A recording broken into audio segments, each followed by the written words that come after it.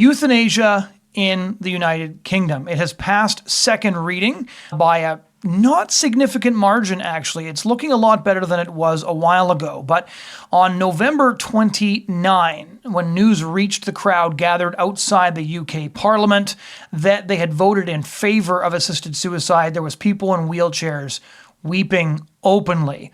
Carolyn Farrow, who is a pro-family activist, was among them, and she said, "The atmosphere is one of profound sadness and terror. A dark cloud has descended over the UK." And there's a good reason for that, because every single one of the more than 350 disability rights groups in the UK had opposed what was called in Orwellian terms the Terminally Ill Adults or End of Life Bill. And 330 MPs had ignored all of those more than 350 disability rights groups.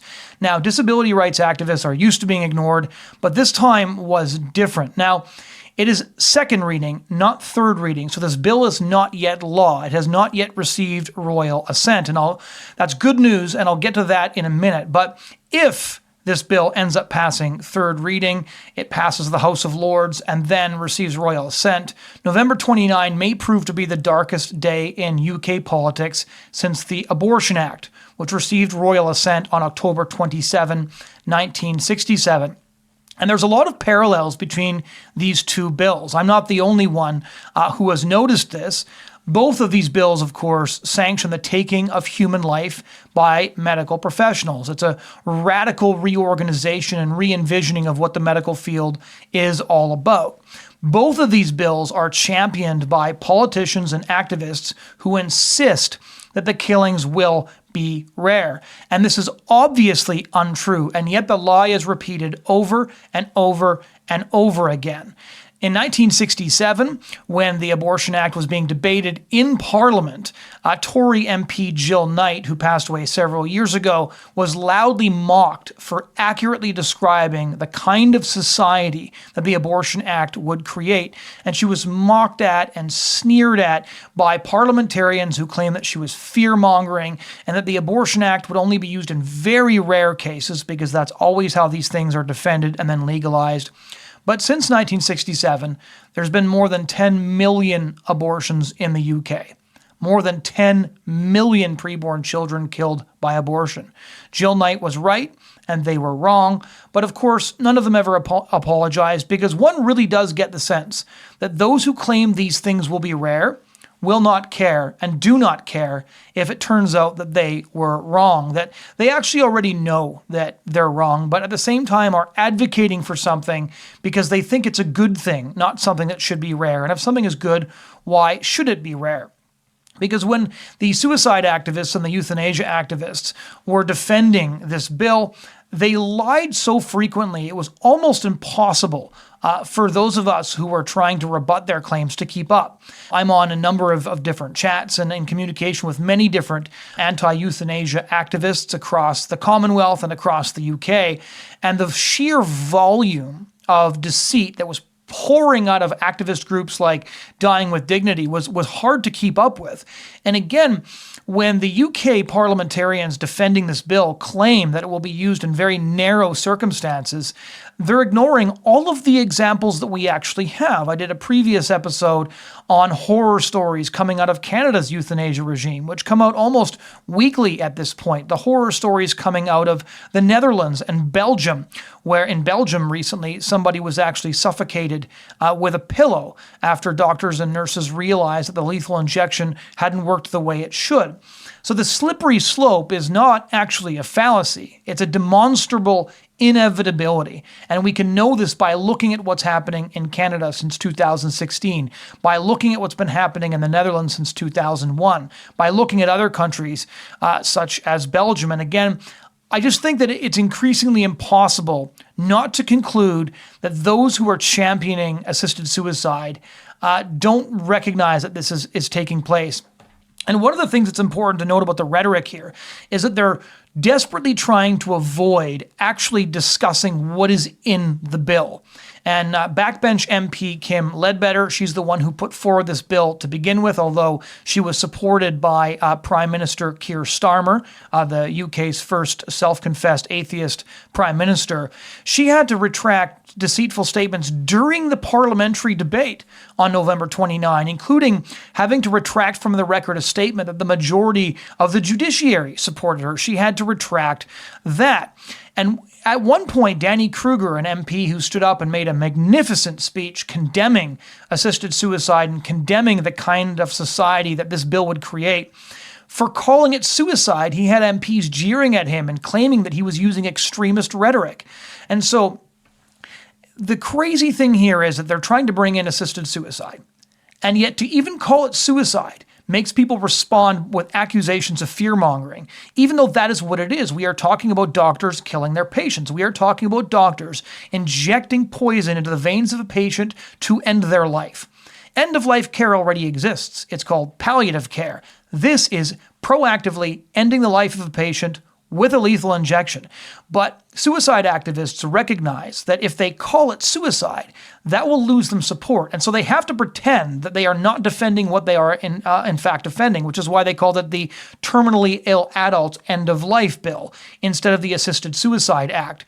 And assisted dying, by the way, is not a recognized medical phrase, and it first became mainstreamed here in Canada when Canada first put forward its own bill in 2016. Let me emphasize for a moment why disability rights activists are so terrified of this new legislation. And disability rights activists are a very ideologically diverse group. They're by no means conservative per se. And it's because the UK's abortion regime, and this is an important point that almost nobody has brought up, is explicitly eugenic. So in the UK, abortion is banned at 24 weeks. You cannot get an abortion past 24 weeks. And at the time this time limit was set, it's because that was perceived as viability, even though viability is further back now as science has allowed us to keep premature children alive earlier and earlier. But if you discover that the child growing inside you has Down syndrome or has a cleft lip or has a clubfoot, then you can get an abortion all the way up until birth. In other words, the government has said abortion should be cut off at 24 weeks. But if your baby has a disability, then open season is permitted right up until birth. So somebody can go and abort a feeling, kicking, thumb-sucking baby at 8 months if they discover that that child has Down syndrome. This is an explicit statement made by the government about the worth of children who have Down syndrome. And in fact, Heidi Crowder, a young woman with Down syndrome, challenged this eugenic exception in court some time ago. I wrote about it at the time, but a judge ruled in November 2022 that the Abortion Act, quote, did not interfere with the rights of the living disabled. Again, such Orwellian language. So right now, the UK government already proactively affirms that those with disabilities are inherently less valuable and that, again, open season on the disabled in the womb should be permitted right up until birth to allow parents to take them out for a longer period of time. And so the Abortion Act has already enshrined a fundamentally eugenic regime in the UK, not only enshrined in legislation, but recognized by a judge as recently as 2 years ago. And this is why disability activists are so terrified of this assisted suicide regime, because they recognize that an assisted suicide regime does not mean that everybody has freedom of choice or autonomy, which is the way most parliamentarians are selling this bill. What it means is that the government is going to proactively decide whose life is worth living and whose is not. We know from Canada, the Netherlands, and Belgium that this eligibility criteria always expands because there is no limit to assisted suicide as a right once you enshrine it as a right to begin with. But the government has to decide who is eligible for this state-sanctioned suicide service, despite the fact that MPs didn't like the state sanctioning a suicide service and therefore claimed that it wasn't about suicide at all. But when the government decides who is eligible, they are making a call. They are deciding whose life is worth living and whose life is not worth living. And if you want to know who the government thinks has a life worth living and who they think does not have a life worth living, all you have to do is look at who is going to be offered suicide prevention and who is offered suicide assistance.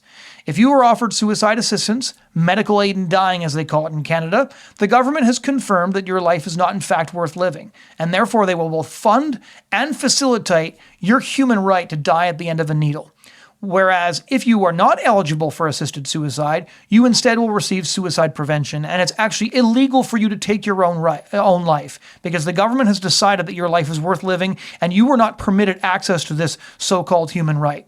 So this stuff is passed on the pretense of autonomy and choice, but who this choice and who this autonomy is offered to is extremely indicative. And that is what disability rights advocates are so afraid of, because they know where this is going. They know where this is going because we've been here before. It's why the government has decided that after 24 weeks, a baby in the womb has an inherent right to life and is valuable, and you will be prosecuted for trying to kill that baby. Several women have been prosecuted in recent years under the Abortion Act. But if the baby has a club foot, therefore maybe it will have some difficulty walking, or if that baby is diagnosed with Down syndrome, then that baby has no value whatsoever, and therefore you are allowed to have that child decapitated, dismembered, and disemboweled right up until the moment of birth. So again, the ableism, the eugenics, it's baked right into the system, and this is the next manifestation of it. So the entire assisted suicide debate, it was littered with propaganda, outright lies. Again, as I mentioned before, the backbench sponsor, Kim Ledbetter, was responsible for most of them. In fact, even the constantly cited public support for the bill was a straight-up mirage, because a poll found that when people were actually told what the bill would mean, support plunged from over 60% all the way down to 11%. And this is just a reminder that polls are not taken to gauge public opinion. Polls are always taken to instead shape public opinion. This is what Noam Chomsky referred to as manufactured consent.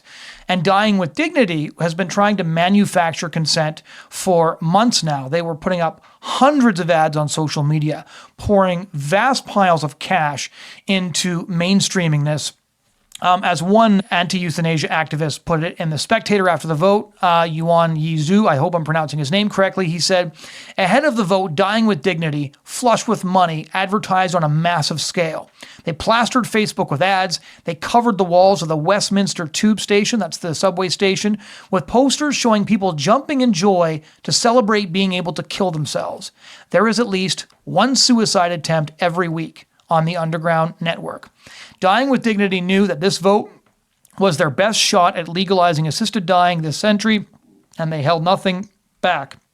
And so it's interesting to note, actually, that Dying with Dignity's original name was the Voluntary Euthanasia Society, which is grim but at least more honest. They have, of course, changed their name, just like they insist that the NHS, the National Health Service, will not be implementing a national suicide service, although that's precisely what's going on here. So despite all this, 4 former prime ministers, Boris Johnson, Liz Truss, former Labour PM Gordon Brown, and Theresa May, all opposed the bill. To their shame, David Cameron, who hasn't gotten anything right in his entire career, Rishi Sunak, whose career was blessedly short, and Keir Starmer all supported it. Even the Church of England stepped up with over 1,000 members of the Anglican clergy, including 15 bishops, signing an open letter. So it was refreshing to see Anglicans taking a moral stance for a change. Cardinal Vincent Nichols and other prominent Catholic clergy have been vociferous in their condemnation of the bill. Chief Rabbi Sir Ephraim Mervis published a long opposition to the bill on November 26. And additionally, 3,400 healthcare professionals, including 23 hospice medical directors and 53 eminent medical professionals, signed a letter stating that Ledbetter's bill would, quote, threaten society's ability to safeguard vulnerable patients from abuse. And just to give you an idea what a joke this bill is, the same day the House voted by a majority, so 330 voted for it, that same day they voted against moving forward with funding for a children's hospice. And the medical system, including the National Health Service, has stated they do not have the palliative care available to help dying people, which means that for many people, assisted suicide is going to be the only thing they're actually eligible for at all. They're not going to be able to get a hospice bed. They're not going to be able to get palliative care. So the only thing they can get is a lethal injection. And we've seen how this unfolds in Canada. And it is impossible for me to believe that most of the MPs did not know what they were voting for. But I promised to end on an encouraging note, and I will. because thankfully the die is not yet cast. According to the Independent, 36 MPs who voted for the bill stated that they could be persuaded to change their minds at third reading, saying they only voted for the bill to continue the debate. And we only need 28 MPs to change their mind in order to defeat this bill at third reading. As Dan Hitchens of First Things noted on X, there will no doubt be more. A few MPs switched to a no vote in recent weeks, plus there are 18 who did not vote on Friday, sat the debate out. So we have all to play for. UK medical doctor and pro-life activist Callum Miller concurred. He said, "This is really important. The euthanasia fight is actually far from over. There are enough undecided MPs to protect the old and sick, protect the soul of the medical profession, and protect life. Let's keep fighting." And the British press is already reporting on a plan circulating amongst anti-suicide, it's hard to believe I have to use that phrase, parliamentarians to do just that, talking about killing the bill at the committee, loading it down with amendments. Fortunately, we lost a significant fight on November 29, but the fight is not yet over. And so I actually thought the words of the British poet Dylan Thomas seemed appropriate here. "Do not go gentle into that good night. Old age should rave and burn at close of day. Rage, rage against the dying of the light." Thanks so much for joining us on The Bridgehead today. If any of you have any stories that we should cover, please drop a comment below. If you have any vigorous disagreement or heckling you'd like to do, please drop those comments as well. You can find our content wherever you download your podcasts. And if you found this content helpful, please do share the video or like it. Thanks so much for listening.